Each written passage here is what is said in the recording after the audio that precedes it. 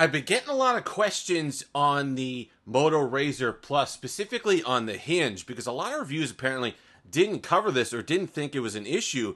But for me, it's one of the first things that jumped out when I folded the RAZR Plus for the first time, and that is the feel of the hinge. Because if you've used a foldable before, like the Flip 4, it is a significant departure in feel. I mean, the first time I opened this up and went like I was like, whoa.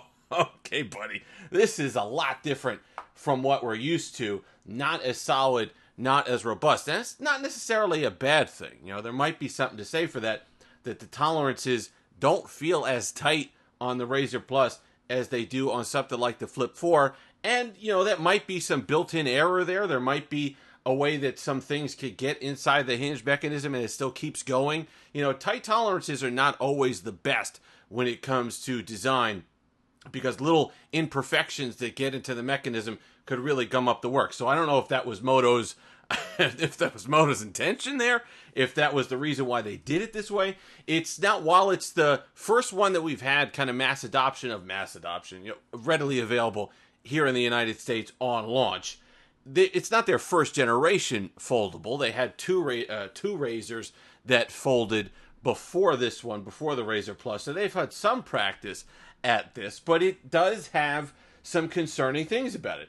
Number one that a lot of people have talked about is that kind of hinge wobble, the play that you get when you pick it up. It is a little disconcerting at first, but when you're holding the device, it is going to rock a little bit. It is going to creak a little bit back and forth. And if you're used to, like I said, another fold like the Flip 4 or a Samsung hinge on the Fold 4, or any fold device for that matter, it's different. It doesn't do that. It doesn't move at all. This thing is solid. This thing isn't moving. It's not creaking. It's not making noises.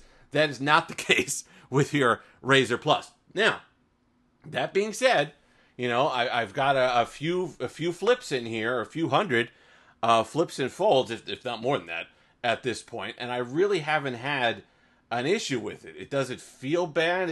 I mean, it feels different, but it doesn't feel like it's about to fall apart on me. It doesn't feel like there's any real concern there. But in fact, some cases when you fold it shut, it's nice and smooth, and you feel a click, and you think, oh, okay, that's actually pretty decent. But then there are times when you open it up and you cringe a little bit.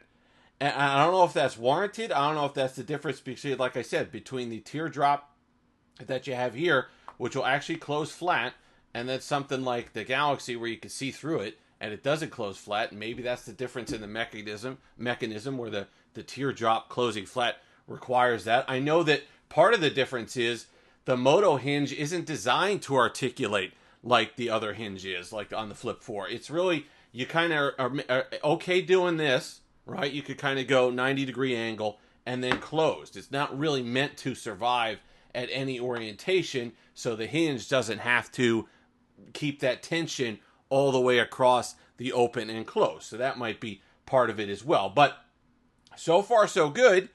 I haven't had issue. The one thing I did notice, and I'll go ahead and close this out, is that here on the side where the actual hinge is, the opening is a little bit bigger, and I did have an eyelash almost go in there. I caught it and pulled it out. Now, I don't know how far in it could go. I don't know how insulated the actual mechanism is, but on the Flip, and you know, I'm sorry to keep comparing this to the Samsung, but this really is with this kind of form factor, especially here in the United States, this is really what we have and what we're used to.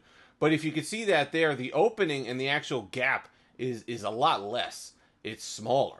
So there's less chance of dust and debris and dirt and stuff like that getting in the Flip 4 than it is in here. And you can tell on the back there's things that were getting in there. So we'll see. It's definitely a wait and see. You know, and I don't go... Everybody was telling me about the testing, and they did 400,000 opens and closes, and it was fine. Let me tell you something. Opening and closing this in a controlled environment over and over again is not an indication of overall durability, because there are lots of real world factors that are going to come into play here, such as dust, debris, pocket lint, stuff like that, just environmental stuff, hairs that get in there, eyelashes, whatever it happens to be, that are going to factor into how it survives X amount of folds. You know, if we look back at the first Samsung Galaxy Fold, the first one, They did, I think, I don't know, there's articles all over the place where they had these farms of Galaxy Folds and these mechanisms kind of opening and closing them, and how high tech it was, and how impressive the testing was for the first Galaxy Fold. But what happened? They sent them out into the world, and all of a sudden you had dirt and debris and stuff getting under the screens and screens breaking, and it was a disaster. They had to send them back. I don't think this is that kind of level. It's not a disaster. It is working. It might even be part of the design for it to feel like that. But just be aware, if you've used other flip devices in the past, this one may have some durability questions as compared to the other ones. And, for me, it's not an issue because I review a ton of devices. If something were to go wrong with this, I just pop a SIM in another one, 10 minutes, I'm up and running again. But that's not the case for everybody. So if you're somebody who's going to be a little bit nervous about foldable technology, if you're somebody who is already on the fence, you like the RAZR, it looks cool, let me tell you something. There's no doubt about that. This is a fantastic performer. It is excellent to carry. The vegan leather, the Viva Magenta, is fantastic. It's wonderful.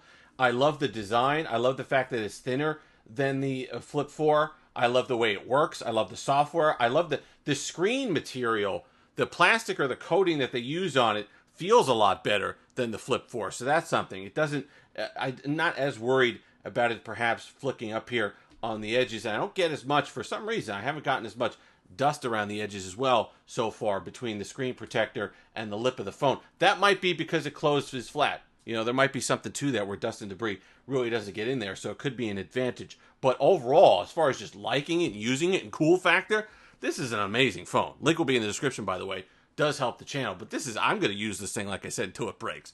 This thing is a great phone and is really, really cool to carry around. But, if you're used to a glass slab, if that's what you've had for the past 15 years, if you're looking to dip your toe into the foldable water, but you're a little apprehensive, little scared perhaps, all I'm saying is this is the deep end of the pool. Perhaps go into the shallow end to start with the Flip 4. And if you want the external display increases, then wait for the Flip 5, which is going to have a larger external display like the RAZR Plus. But that would be my advice to you, that this is kind of the kiddie pool. If you're ready to jump into the deep end and you're not afraid of a little vulnerability, then the RAZR Plus has been an absolutely phenomenal experience. If you've made it this far, like, comment, subscribe, all that fun stuff. Until next time, have that Steve-licious day.